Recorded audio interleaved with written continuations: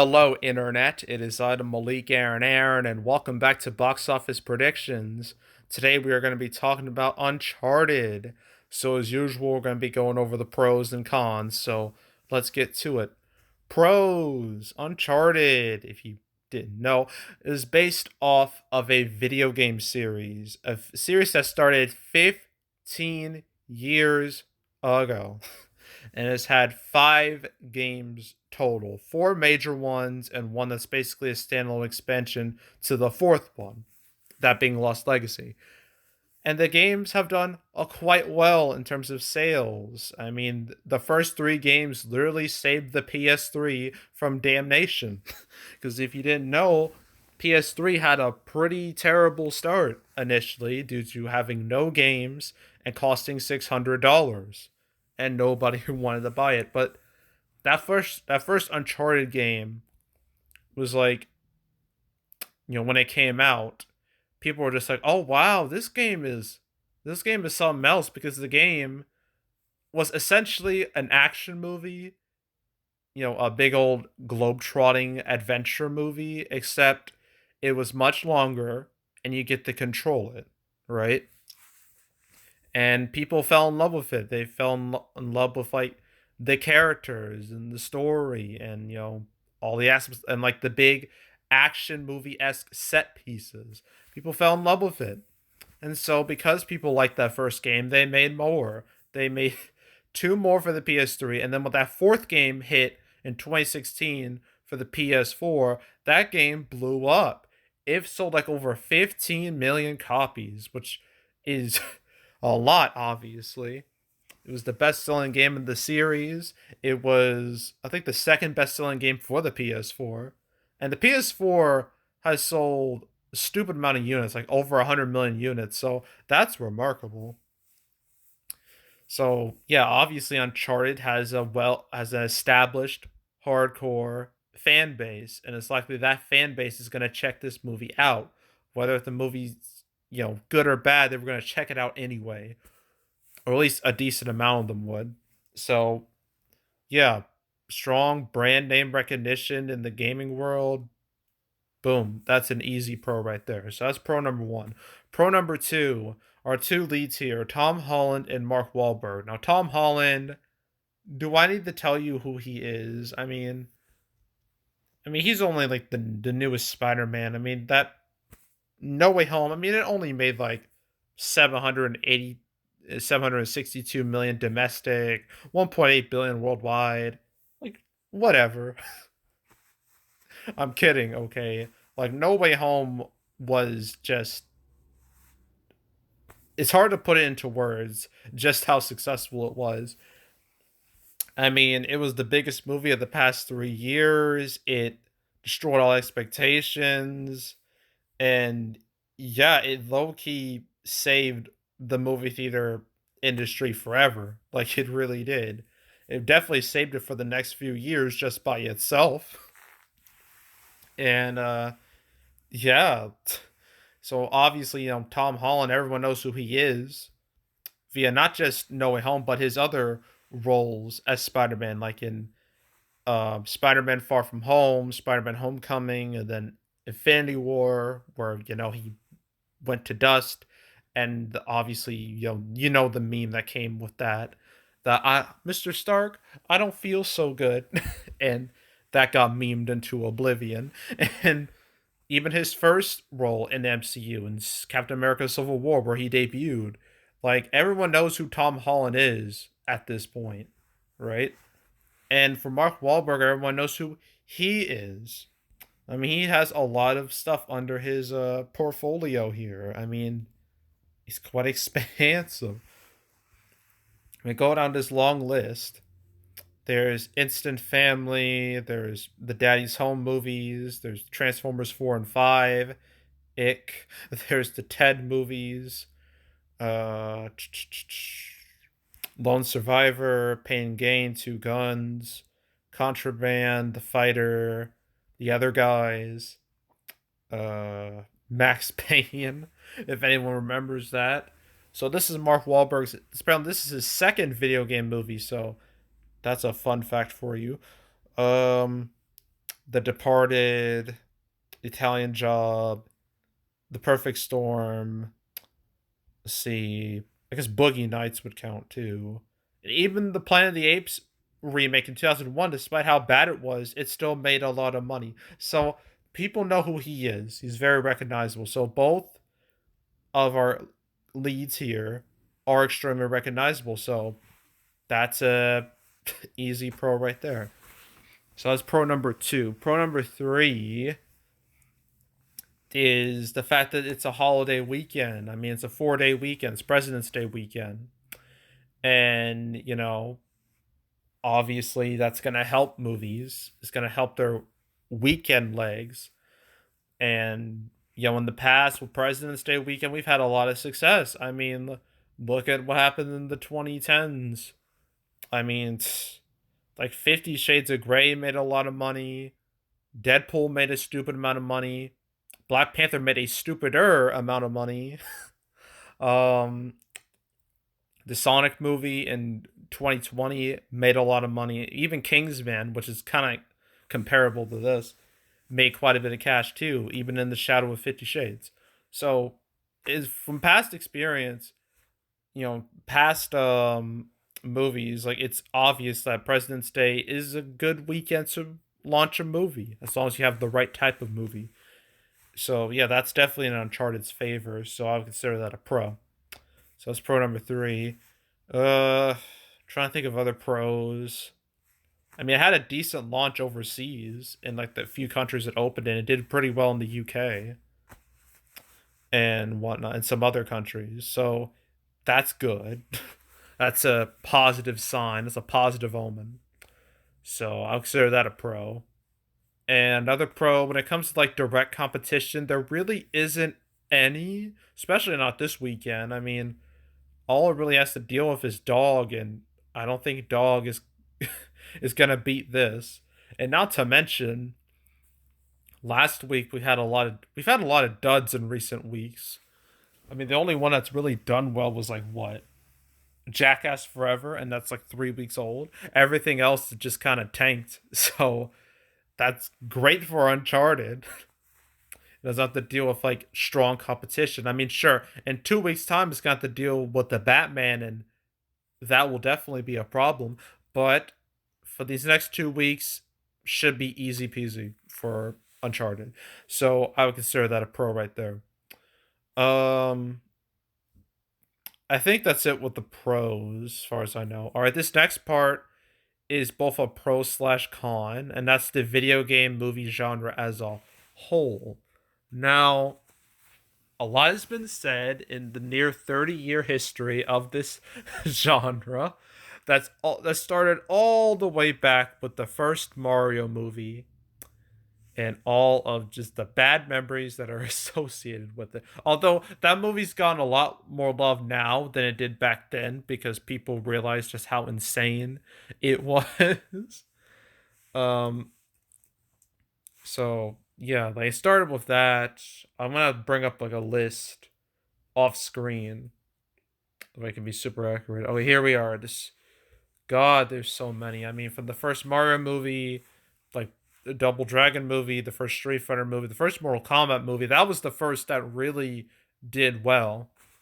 And then the sequel, Annihilation, was a disaster in every way possible.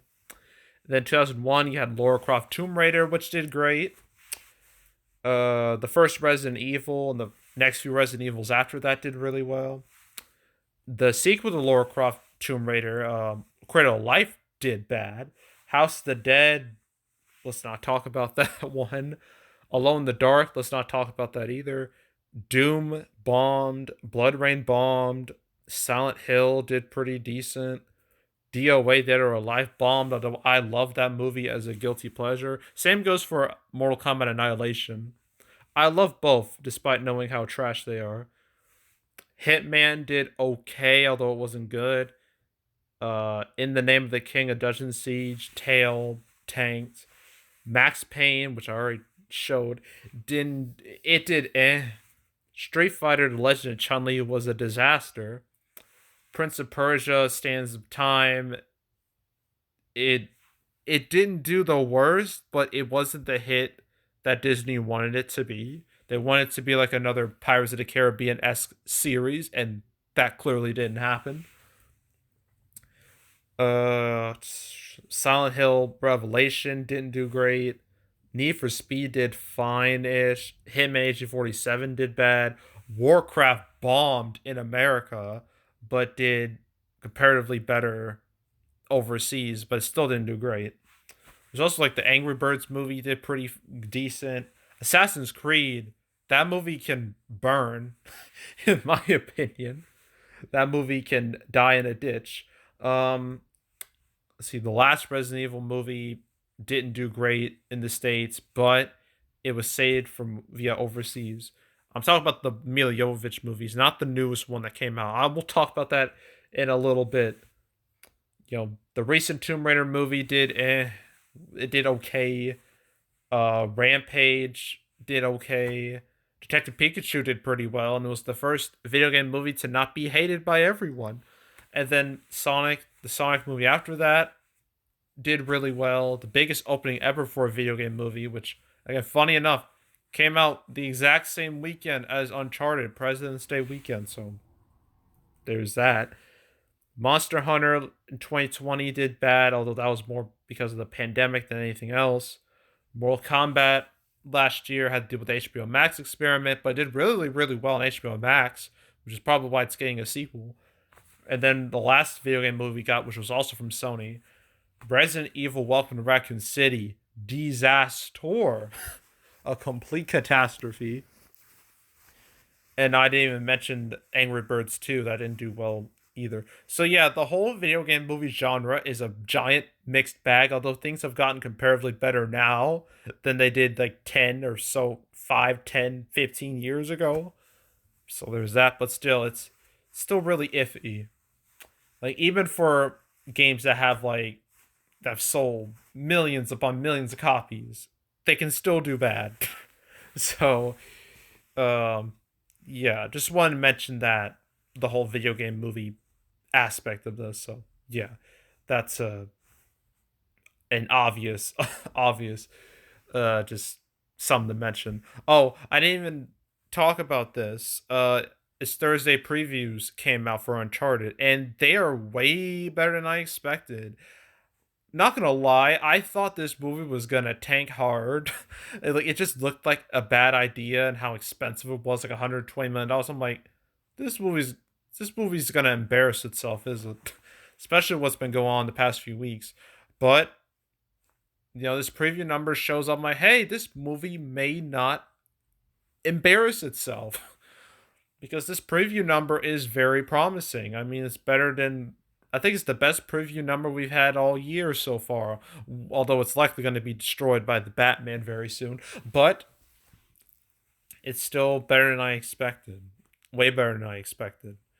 So, yeah. So that's a positive sign, right? So I would consider that a pro. Um, but yeah. But now let's get to the cons. First con I can think of are the reviews. They're not very good at all. It's like a 38%, which isn't the worst. In fact, for video game movies, it's actually a little above average, which should really tell you a lot about the genre. But um, yeah, it's not great, but I don't think it's gonna have a serious effect on this type of movie. This feels like a movie that's like very critic proof. Like, audiences will love it a lot more than critics. That's just what I think. And is it a good chance that's what's gonna happen? But still, I usually say it's better to have good reviews than bad reviews, and reviews for this are not stellar at all. So, eh, it could be a bit of a con, but it probably won't even matter that much. But I'm still gonna label it as a con. So that's con number one. Con number two, the casting of this movie. Now, I already mentioned Tom Holland, Mark Wahlberg. Sure, they're very recognizable, but when people, like fans of the games, when they heard about this, they were like, why? Why are you doing this? Like, look, Tom Holland, is a great actor. He killed it in No Way Home. He absolutely crushed it in that movie. But him as Nathan Drake, I don't buy it. I just don't. Like, I know they ate because of, they casted Tom Holland. They had to age everyone's down. They aged Sully down. But with Tom Holland as Nathan Drake, a lot of people just didn't buy it. They just they just thought it was weird. It just didn't look right. I mean, some said Mark Wahlberg looks more like Nathan Drake than Tom Holland. Hell, there's like a fan made film in like 2016 where Nathan Fillion was Nathan Drake, and people were like, "Why didn't they cast him as Nathan Drake?" But now we got Tom Holland, who's still he looks way too young to be Nathan Drake in my eyes. Like the dude's 25, and he still looks like a teenager. I mean, for Spider-Man, it works because Spider-Man is usually portrayed as a teenager in the movie, so it makes sense. But here, no, it just it doesn't. It just looks weird. I mean, it's nowhere near as bad as say Ben Platt being Evan Hansen and Dear Evan Hansen, where he looked like a 40-year-old man in a high school. It's nowhere near as bad as that. But or even like as bad as like in Riverdale, where you have like 30-year-olds portraying teenagers. It's not as weird, but it's still just it boggles the mind. So that could be a turn off for this, maybe, but I don't know. We'll see. But I just wanted to mention that because it was. How could I not talk about that? So that's kind of a con. Another con is I've said this in the past, just because an MCU actor is successful in the MCU does not mean they're going to be successful everywhere else. The same applies to Tom Holland. Like, sure, he's Spider Man. Sure, No Way Home was the biggest movie of the past 3 years, one of the biggest movies of all time, as a fact. But still, like, last year, he was in the utter disaster known as. I gotta find it. Chaos Walking right here.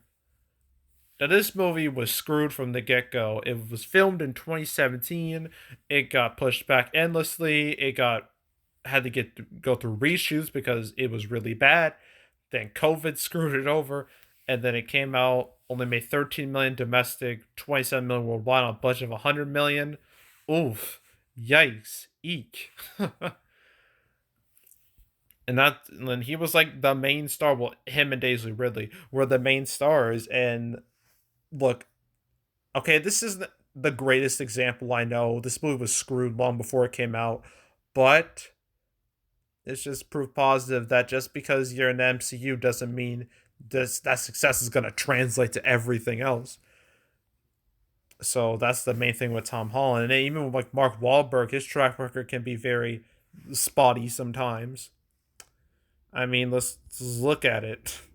Uh, you got Joe Bell, which made no money. You got Infinite, which was dumped to Paramount Plus, probably because they had no faith in it financially. There's All the Money in the World, which although was screwed for a very different reason, because of a certain actor who was replaced because of him doing very, very, very naughty things, bad things. Like, he was in Call of Duty Advanced Warfare. That's all I'll tell you about him because I don't feel like saying his name. Um, there's also Patriots Day and Deepwater Horizon, which didn't do very good. Entourage didn't do very good, although he was basically an extended cameo in that movie. The Gambler did bad. Broken City did bad. Max Payne didn't do all that great. The Happening, classic, did fine, but it's one of the worst movies people have ever seen. Plus, although many people consider it an unintentional comedy, I'm one of those people. And it's just, yeah, like, his track record isn't the greatest. I mean, he's had a lot of hits, but a lot of duds too. So yeah, but this problem really applies to Tom Holland with the whole, you know, just because someone's successful here doesn't mean they're going to be successful here. So yeah, I would consider that a con. Just him as Spider-Man doesn't mean he'll be successful in other movies. So that's obvious. Another obvious con. Anything else I could mention that I mentioned before? Well, I didn't even mention its theater count. It's like well over 4,000 theaters. So they're not playing around with this movie. They want it to be a hit, probably because they spent $120 million on it. So they need it to be successful. So they're putting it in as many theaters as possible, which is a good thing. It means you can possibly maximize your revenue. But yeah, I don't know. I don't know. So opening weekend, I have to account for a 3 day and 4 day. Now, before these preview numbers came out, I was thinking, oh, this was going to open like in the 20s, maybe like 25 at best. But this preview number changes that a little bit. Sure, there's a chance it could still be front loaded, but this preview number makes me more optimistic. So I'm going to say it's going to open for the 3 day weekend, it's going to open between 30 and 35 million for the 3 day. That's what I'm going with. Although I wouldn't be surprised if it opened a bit lower, but I'm gonna be optimistic. All right. Actually, you know what? I'm gonna tone down a little bit. I'll have a wide range, 25 to 35 for the 3 day. Somewhere in that range, I think it's gonna hit.